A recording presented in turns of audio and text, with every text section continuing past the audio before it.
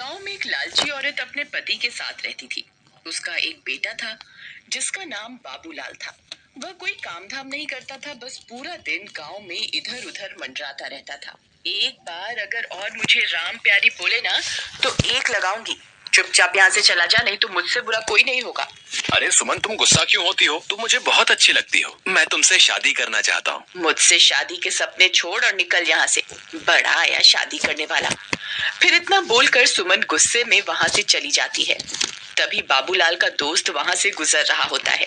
अरे बाबू भाई, ये सुमन तुमसे क्या कह रही थी? कुछ नहीं भाई, अपने प्यार का इजहार कर रही थी। लेकिन भाई उसके हाव भाव से तो कुछ और ही लग रहा था। बाबू भाई मेरी बात मानो तो तुम इससे दूर ही रहा करो। गांव वाले बोलते हैं इस सुमन के ऊपर चुड़ैल का साया है। ये रात को अकेले वीराने में घूमती है। कुछ लोगों ने तो इसके उल्टे पैर तक देखे हैं। तुम्हें पता है ना, उल्टे पैर चुड़ैल की निशानी होते हैं। चल बेवकूफ, तेरा दिमाग खराब हो गया है जो इतनी सुंदर लड़की को चुड़ैल बोल रहा है। सुमन कोई चुड़ैल वुड़ैल नहीं है, मैं तो इसी से शादी करूंगा। फिर इतना बोलकर वह अपने घर की ओर चल देता है।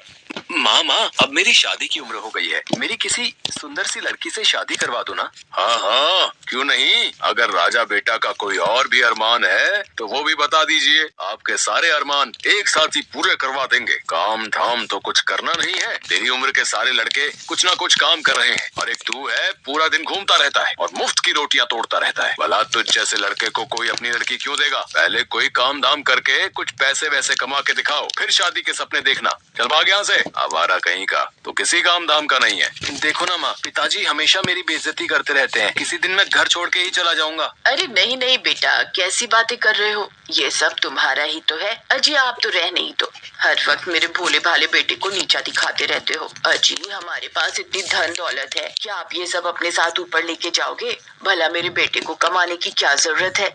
माँ, मुझे सुमन बहुत पसंद है। तुम उसके घर मेरा रिश्ता लेकर जाओ ना। ठीक है, मैं कल ही सुमन के माता पिता से तुम्हारे रिश्ते की बात करने जाऊंगी। फिर अगले दिन बाबूलाल की माँ सुमन के घर रिश्ता लेकर जाती है और उन्हें अपने पैसों का रुबाब दिखाती है। देखिए बहन जी, आप बहुत अमीर लोग हैं और हम गरीब। मेरे पास आपको देने के लिए कुछ भी नहीं है। तुम्हारी किस्मत बहुत अच्छी है जो तुम्हारी लड़की की शादी मेरे बेटे से हो रही है। बस तुम सुमन की शादी मेरे बेटे से करवा दो, मुझे तुमसे कुछ नहीं चाहिए। इतना बोलकर वह वापस अपने घर की ओर चल देती है। अगले दिन सुमन और बाबूलाल की शादी हो जाती है। बाबूलाल सुमन से शादी करके फूला नहीं समाता। रात होने पर बाबूलाल और सुमन अपने कमरे में सो रहे होते हैं। तभी सुमन उठती है और सीधा घर से बाहर निकल जाती है और जंगल की ओर चल पड़ती है। बाबूलाल के दोस्त को सुमन पर पहले से ही शक होता है, इसलिए वह उस पर पहले से ही निगरानी रखे हुए होता है।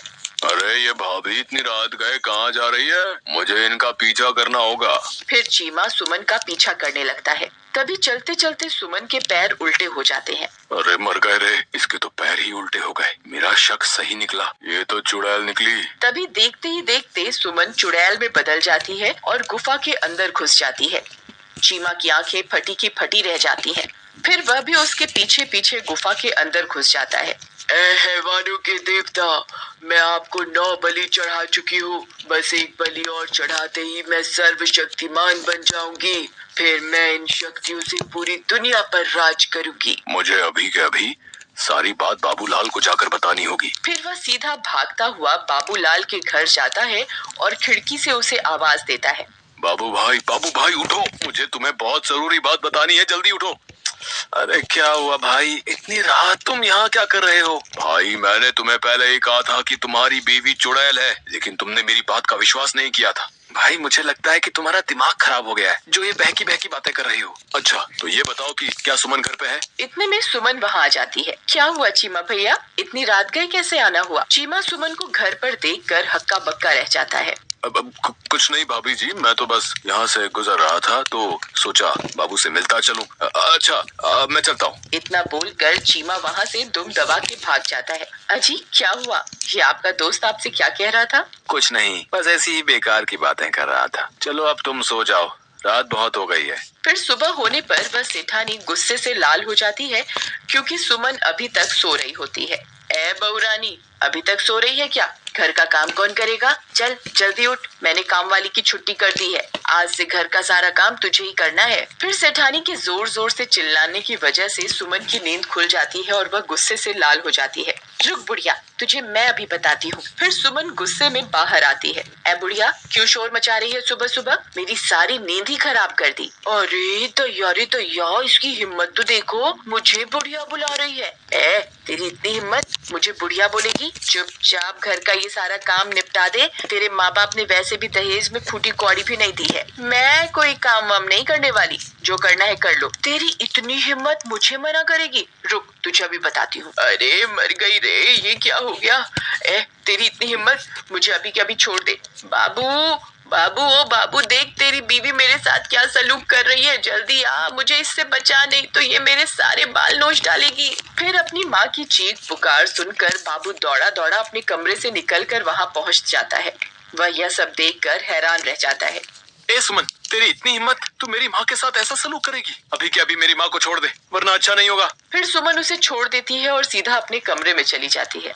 माँ, आप ठीक तो हो ना? आपको कुछ हुआ तो नहीं ना? मैं ठीक हूँ बेटा, मैंने तो बस इसे घर का थोड़ा काम करने को कहा था और इसने मेरी तो धुनाई ही कर दी। फिर बाबू परेशान होकर घर से बाहर निकल जाता है। वहाँ उसे उसका दोस्त चीमा मिलता है। क्या हुआ बाबू भाई, इतने परेशान क्यों? क्या तुम्हें पता चल गया कि तुम्हारी बीवी चुड़ैल है? मजाक मत कर यार चीमा, मैं वैसे ही बहुत परेशान हूँ। आज सुबह सुबह तो सुमन ने हद ही कर दी। उसने माँ के बाल पकड़कर उनसे बहुत बदतमीजी की। भाई, मैंने तो पहले ही कहा था कि सुमन कोई साधारण लड़की नहीं है, उसके ऊपर चुड़ैल का साया है।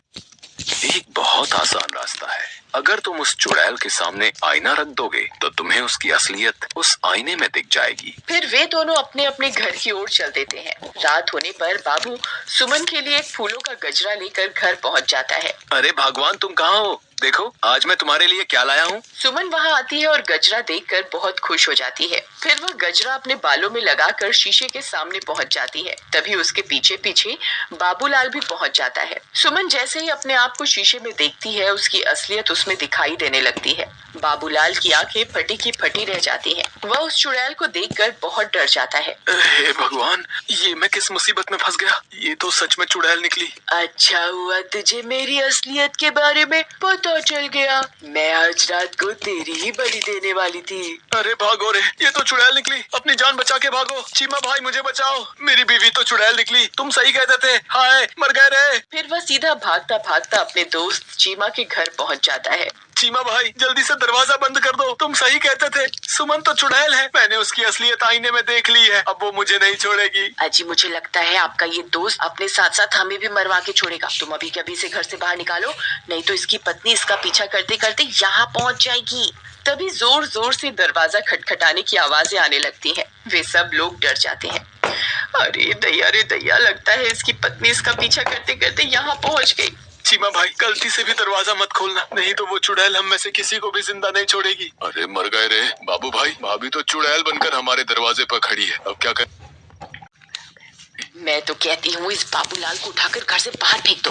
वह चुड़ैल इसी की तलाश में यहाँ आई है। बहुत शौक चढ़ा था ना इसे सुंदर स्त्री से शादी करने का, अब भुगतने दो इसे। चलो भाई बाबूलाल, अभी के अभी मेरे घर से बाहर निकलो। चलो चलो चलो। नहीं, मैं कहीं नहीं जाने वाला। मैं अकेला नहीं मरूंगा।